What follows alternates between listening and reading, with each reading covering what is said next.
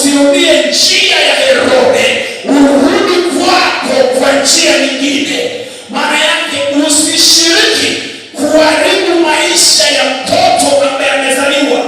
Kuna watu ambao hapa mmekuwa ni washirika wa uharibifu kwenye maisha ya watu. Unisikilize